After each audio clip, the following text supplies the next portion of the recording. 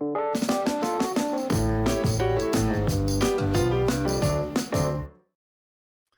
I'm not sure if you've heard of Tony McFadden. I hadn't heard of her before either, but I want to show you something that she posted on her social media. But as you'll see there, she says, "I will always regret taking the life of my child.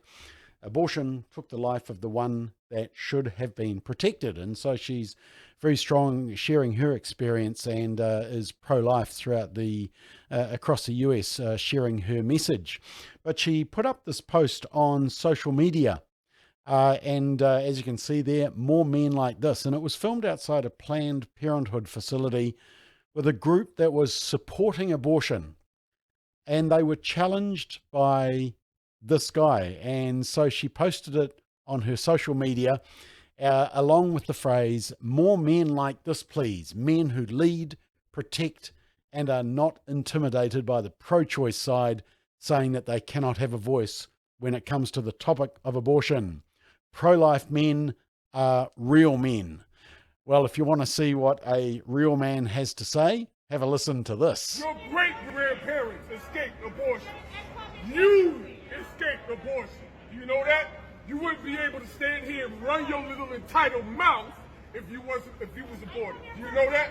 You wouldn't be able to stand here and breathe if your mother decided to give you the death sentence. So I don't want to hear nothing about abortion, because you know what? You really don't believe it. You don't really believe that you should kill your own baby in the womb of his mother. You don't believe that. You know what you believe? You believe that you don't want to be called a bigot. You believe that you want to be accepted by your friends. You believe that you want to be popular. You believe that you want to be liked. So you wouldn't dare go against the popular narrative, because you know you might lose your friends, you might lose your job, you might get canceled, you might not be able to make the money you want to make, you might not have the fame you want to have. And so what you do, you pander and you cater to people who literally want to murder human beings. How insane is that? How insane is that? That a woman could be walking across the street right now and she's pregnant, right? She could be walking across the street pregnant, and a man come by with his car and kill that woman and her baby. You know what that judge is going to do? That judge is going to give that man 2 counts of homicide. 2 counts of vehicular homicide. Not 1, 2. Why would that judge say that that man that hit that pregnant woman and killed her and her baby is guilty of 2 homicides? Why would he say that?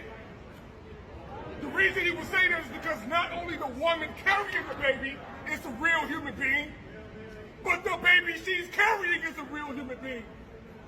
The same baby that's kicking in her womb, turning around, pushing his little hand against the inside of her stomach. And then when she pokes back, the baby turns. And then it kicks in another place. And then she pokes back, and she's having fun with her live baby, her human being in her womb. It's responding to stimuli. It is a real human being. Yeah, we the same You cannot claim to be to be BLM. You cannot claim that Black Lives Matter. You cannot claim that racism is wrong. You cannot claim that any harm against human beings is wrong when you accept this. You are a hypocrite. You are completely inconsistent. If you believe that the most vulnerable, the most innocent, the most defenseless people on the planet do not deserve to be protected, you are a complete clown if you believe that.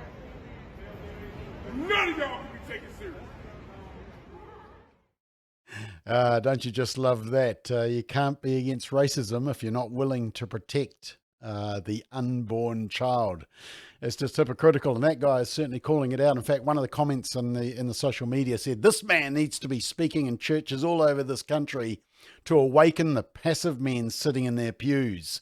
May God abundantly bless this man as he speaks truth and life with boldness and without fear." Great comment. Now, just before I go, people will be saying, a man shouldn't be speaking on this issue.